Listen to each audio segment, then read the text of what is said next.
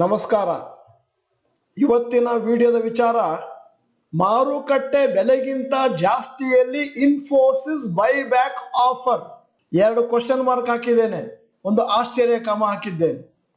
ಯಾಕಂತಂದ್ರೆ ಜನ ತಕ್ಷಣ ತಿಳ್ಕೊತಾರೆ, ಹೌದು ಈಗ ಖರೀದಿ ಮಾಡಬೇಕು, ಆಮೇಲೆ ಮಾರಿದ್ರೆ ಪ್ರಾಫಿಟ್ ಆಗುತ್ತೆ.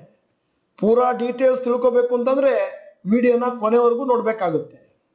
ಮೊದಲನೇದಾಗಿ ಇನ್ಫೋಸಿಸ್ ಎರಡನೇ quarter July to September 2022 results ಅನ್ನ ಕಳೆದ ವರ್ಷ ಕ್ವಾರ್ಟರ್ಗೆ ಕಂಪೇರ್ ಮಾಡ್ತಾ ಇದ್ದೇನೆ.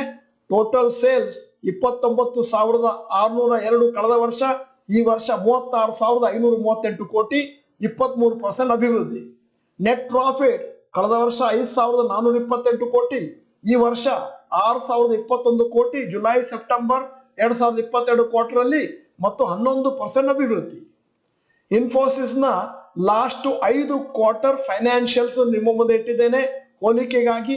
ಜುಲೈ ಸೆಪ್ಟೆಂಬರ್ 2021ರಲ್ಲಿ 18.34 net profit margin, October December 2021ರಲ್ಲಿ 18.27% ನೆಟ್ ಪ್ರಾಫಿಟ್ ಮಾರ್ಜಿನ್, ಜನವರಿ ಮಾರ್ಚ್ 2022ರಲ್ಲಿ 17.64%, April June 2022 15.56, July September 2022 16.48 net profit margin. ಸ್ವಲ್ಪ ನೆಟ್ ಪ್ರಾಫಿಟ್ ಮಾರ್ಜಿನ್ ಕಮ್ಮಿ ಆಗ್ತಾ ಇದೆ, ಸಮ್ ರೀಸನ್ ಟು ವರಿ. ಆದರೆ ಇನ್ನು ಮುಂದೆ ಹೋಗ್ತಾ ಇದ್ದ ಹಾಗೆ ಕಾರಣಗಳು ಗೊತ್ತಾಗುತ್ತೆ. ನೆಟ್ ಎಂಪ್ಲಾಯೀಸ್ ಆಡ್ ಮಾಡಿದ್ದು ಜುಲೈ ಸೆಪ್ಟೆಂಬರ್ 2022ರಲ್ಲಿ 10,032. ಟೋಟಲ್ ಎಂಪ್ಲಾಯೀಸ್ ಸೆಪ್ಟೆಂಬರ್ 2022 ಲೆಕ್ಕದ ಹಾಗೆ 3,45,218. ಎಂಪ್ಲಾಯೀಸ್ ಅಟ್ರಿಷನ್ ಸ್ವಲ್ಪ ಡೇಂಜರಸ್ ಥಿಂಗ್, 27.1%. ಇನ್ಫೋಸಿಸ್ ಅವರು 85,000 ಜನರನ್ನು ಫ್ರೆಶ್ ಆಗಿ ಹೈರ್ ಮಾಡಿದ್ದಾರೆ 2021-22ರಲ್ಲಿ. ಮತ್ತೆ ಮುಂದಿನ ವರ್ಷ 50,000 ಜನರನ್ನು ಹೈರ್ ಮಾಡ್ತೇವೆ ಅಂತ ತಮ್ಮ ಲೆಕ್ಕವನ್ನು ಇಟ್ಟಿದ್ದಾರೆ. ಜುಲೈ ಸೆಪ್ಟೆಂಬರ್ 2022ರಲ್ಲಿ ನೆಟ್ ಎಂಪ್ಲಾಯ್ ಎಡಿಷನ್ 10,032, ಮತ್ತೆ ಏಪ್ರಿಲ್ ಜೂನ್ 2022 ಅಲ್ಲಿ 21,171 ಇತ್ತು, ಅಲ್ಲಿಗ ಕಮ್ಮಿ ಆಗಿದೆ. ಅರ್ಥ ಏನು ಅಂತಂದ್ರೆ ಮುಂದಿನ ಆರ್ಡರ್ ಬುಕ್ ಸ್ವಲ್ಪ ವೀಕ್ ಇದೆ ಅಂತ. ಸದ್ಯದ ಮಟ್ಟಿಗೆ ಎಲ್ಲಾ IT ಕಂಪನಿಗಳ ಸ್ಟೋರಿ ಇದೇ ತರನೇ. ನಿರೀಕ್ಷೆಯಲ್ಲಿ ಸ್ವಲ್ಪ ಪ್ರಾಫಿಟ್ ಕಮ್ಮಿ ಇದೆ, ಡಲ್ನೆಸ್ ಇದೆ. ಯಾಕಂದ್ರೆ ಅಮೆರಿಕ ಮತ್ತು ಯುರೋಪಿಯನ್ ಕಂಟ್ರೀಸ್ ನಲ್ಲಿ ಇಕಾನಮಿ ಸ್ಲೋ ಡೌನ್ ಇದೆ. ಆದರೆ ಲಾಂಗ್ ಟರ್ಮ್ ಇನ್ವೆಸ್ಟರ್ಸ್ಗೆ ಫಂಡಮೆಂಟಲಿ ಸ್ಟ್ರಾಂಗ್ ಶೇರ್ಗಳನ್ನು ಹಾಕಿದ್ರೆ ಯಾವತ್ತೂ ಲಾಸ್ ಆಗುವಂತ ಚಾನ್ಸ್ ಇಲ್ಲ. ಯಾಕಂದ್ರೆ ಇವತ್ತಿನ ನಾಳೆ ಅದು ಇಂಪ್ರೂವ್ ಆಗುವಂತ ಚಾನ್ಸ್ ಇದೆ. ಮತ್ತೆ ಆಪರೇಟಿಂಗ್ ಪ್ರಾಫಿಟ್ ಮಾರ್ಜಿನ್ 23.6 ಇದ್ದದ್ದು ಸೆಪ್ಟೆಂಬರ್ 2021 ಅಲ್ಲಿ 21.50% ಬಂದಿದೆ. ಇನ್ಫೋಸಿಸ್ ಅವರು ಇಂಟ್ರಿಮ್ ಡಿವಿಡೆಂಡ್ ಅನ್ನು ಘೋಷಣೆ ಮಾಡಿದ್ದಾರೆ.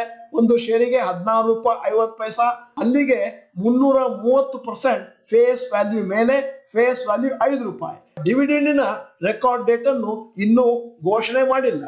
ಇನ್ಫೋಸಿಸ್ ನ performance as per analyst expectation ಅಂತ ಹೇಳಲಾಗ್ತಾ ಇದೆ. ಇನ್ಫೋಸಿಸ್ ಶೇರ್ ಪ್ರೈಸ್ ಈ ವರ್ಷ 17% ಕೆಳಗೆ ಬಿದ್ದಿದೆ. ಅದೇ ಸಮಯದಲ್ಲಿ ನಿಫ್ಟಿ ಕೆಳಗೆ ಬಿದ್ದದ್ದು 6% ಮಾತ್ರ. ಅದೇ ರೀತಿ ಎಲ್ಲಾ ಮೇಜರ್ IT ಕಂಪನಿಗಳು ಕೂಡ ಅಂಡರ್ ಪರ್ಫಾರ್ಮ್ ಮಾಡಿದ್ದಾವೆ. ಇವತ್ತು ತ್ರೈಮಾಸಿಕ ವರದಿ ಹೊರಗೆ ಬಂದದ್ದು ಸಾಯಂಕಾಲದ ಸಮಯದಲ್ಲಿ.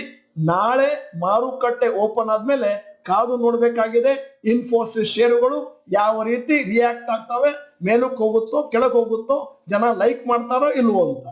ಇವತ್ತು ಇನ್ಫೋಸಿಸ್ ಅವರು ಇನ್ನೊಂದು ಘೋಷಣೆ ಮಾಡಿದ್ದಾರೆ.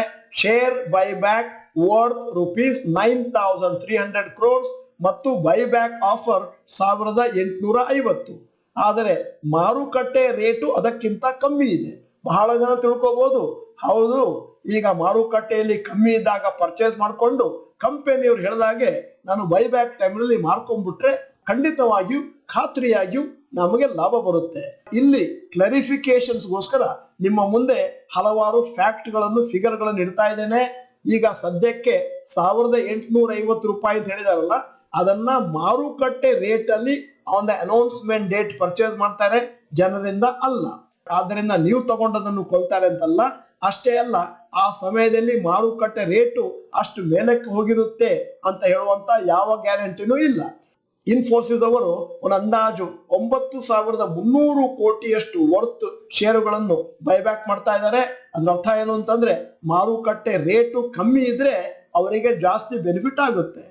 ಬೈಬ್ಯಾಕಿನ ಮುಖ್ಯವಾದ ಉದ್ದೇಶ ಏನು ಅಂತಂದ್ರೆ ತಮ್ಮ ಹತ್ರ ಇರುವಂತ ಎಕ್ಸೆಸ್ ಮನಿಯನ್ನು ಶೇರ್ ಹೋಲ್ಡರ್ಸ್ಗೆ ಒಂದಷ್ಟು ಹಂಚಿಕೊಳ್ಳುವಂತಹದ್ದು. ಈ ರೀತಿ ಮಾಡೋದ್ರಿಂದ ಟೋಟಲ್ ಅವೈಲಬಲ್ ಶೇರ್ಸ್ ಆದ ಕಂಪನಿ ಮೇಲಕ್ಕೆ ಹೋಗುತ್ತೆ, ಶೇರ್ ಹೋಲ್ಡರ್ಸ್ಗೆ ಪ್ರತಿ ಶೇರ್ ನಲ್ಲೂ ಒಂದಷ್ಟು ಪ್ರಾಫಿಟ್ ಆಗುತ್ತೆ. ಹೇಗೆ ಅಂತ ಉದಾಹರಣೆ ಕೊಡ್ತಾ ಇದ್ದೇನೆ. ಸದ್ಯಕ್ಕೆ ಮಾರುಕಟ್ಟೆಯಲ್ಲಿ 421 ಕೋಟಿ ಇನ್ಫೋಸಿಸ್ ಶೇರುಗಳು ಚಲಾವಣೆಯಲ್ಲಿದ್ದಾವೆ. ಮತ್ತೆ ಇನ್ಫೋಸಿಸ್ ಕಂಪನಿಯ ಪ್ರಾಫಿಟ್ ಮಾರ್ಚ್ 2022ರಲ್ಲಿ 22,146 ಕೋಟಿ ಇತ್ತು. ಅಂತಂದ್ರೆ ಒಂದಷ್ಟು ಲೆಕ್ಕ ಹಾಕಿದ್ರೆ 22,000 ಕೋಟಿ ಡಿವೈಡೆಡ್ ಬೈ 421 ಕೋಟಿ ಅಂತ ಹಾಕಿದ್ರೆ ಪ್ರತಿ ಶೇರಿಗೆ 52.6 ರೂಪಾಯಿ ಬೆನಿಫಿಟ್ ಆಗುತ್ತೆ. ಷೇರುಗಳನ್ನು ಕಂಪನಿಯವರು ಬೈಬ್ಯಾಕ್ ಮಾಡಿದಾಗ ಟೋಟಲ್ ಶೇರ್ಸ್ ಏನು ಚಲಾವಣೆಯಲ್ಲಿದೆ ಅದು ಕಮ್ಮಿ ಆಗುತ್ತೆ, ಪರ್ ಶೇರ್ ಪ್ರಾಫಿಟ್ ಇನ್ಕ್ರೀಸ್ ಆಗುತ್ತೆ. ಅದಕ್ಕೆ ನಾವು EPS ಅಂತ ಕರೀತೇವೆ. ಈ ರೀತಿ ಎಕ್ಸಿಸ್ಟಿಂಗ್ ಶೇರ್ ಹೋಲ್ಡರ್ಸ್ಗೆ ಬೇಕಾದಷ್ಟು ಬೆನಿಫಿಟ್ ಬರುತ್ತೆ. ಆದ್ದರಿಂದ ನಿಮ್ಮ ಹತ್ರ ಆಗ್ಲೇ ಇನ್ಫೋಸಿಸ್ ಶೇರುಗಳು ಇದ್ರೆ ಅದನ್ನ ಏನೂ ಮಾಡುವ ಅಗತ್ಯತೆ ಇಲ್ಲ. ಸುಮ್ಮನೆ ಹಿಡ್ಕೊಂಡಿದ್ರು ಕೂಡ ನಿಮಗೆ ಪರ್ ಶೇರ್ ಒಂದಷ್ಟು ಪ್ರಾಫಿಟ್ ಆಗುತ್ತೆ. ಈಗ ಇನ್ಫೋಸಿಸ್ ನ ಮಿನಿ ಫಂಡಮೆಂಟಲ್ ಅನಾಲಿಸಿಸ್ ನ ನಿಮ್ಮ ಮುಂದೆ ಇಡ್ತಾ ಇದ್ದೇನೆ. 52 ವಾರದ ಹೈಯೆಸ್ಟ್ 1954, ಲೋಯೆಸ್ಟ್ 1355, ಇವತ್ತಿನ ರೇಟು 1420. ಫಾರ್ ದ ಇನ್ವೆಸ್ಟರ್ ಅಂದ್ರೆ ಹೂಡಿಕೆದಾರರಿಗೆ 1 ವರ್ಷಕ್ಕೆ -16% ಕೊಟ್ಟಿದೆ, 5 ವರ್ಷಕ್ಕೆ 25% ಪರ್ ಆನಮ್, 10 ವರ್ಷಕ್ಕೆ +17% ಪರ್ ಆನಮ್ ಕೊಟ್ಟಿದೆ. ಈ ವಿಡಿಯೋದ ಕೊನೆಯಲ್ಲಿ ನಮ್ಮ ಸಮೀಕ್ಷೆಗಾಗಿ ಒಂದು ಪ್ರಶ್ನೆ ಕೇಳ್ತಾ ಇದ್ದೇನೆ. ನಿಮ್ಮ ಹತ್ರ ಇನ್ಫೋಸಿಸ್ ಶೇರುಗಳು ಇವೆ? ಇದ್ರೆ ಎಸ್, ಇಲ್ಲಿದ್ರೆ ನೋ ಅಂತ ಟೈಪ್ ಮಾಡಿ. ನೀವು ಡಾಕ್ಟರ್ ಭರತ್ ಚಂದ್ರ ಚಾನಲ್ ಮೆಂಬರ್ ಅಲ್ಲ ಅಂತಂದ್ರೆ ಇದೀಗ ಸಮಯ. ಸಬ್ಸ್ಕ್ರಿಪ್ಷನ್ ಬಟನ್, ಬೆಲ್ ಐಕಾನ್ ಒತ್ತಿ. ವಿಡಿಯೋ ಚೆನ್ನಾಗಿದ್ರೆ ಲೈಕ್ ಬಟನ್ ಒತ್ತುವುದನ್ನು ಮರಿಬೇಡಿ. ವಿಡಿಯೋನ ಎಲ್ಲಾ ಕನ್ನಡಿಗರಿಗೂ ಕಳಿಸ್ಕೊಡಿ ಮತ್ತು ಕೊನೆಯಲ್ಲಿ ಕಮೆಂಟ್ ಮಾಡೋದನ್ನ ಮರಿಬೇಡಿ. ವಿಡಿಯೋನ ಸಂಪೂರ್ಣವಾಗಿ ನೋಡಿದ್ದಕ್ಕೆ ಧನ್ಯವಾದಗಳು. ನಮಸ್ಕಾರ.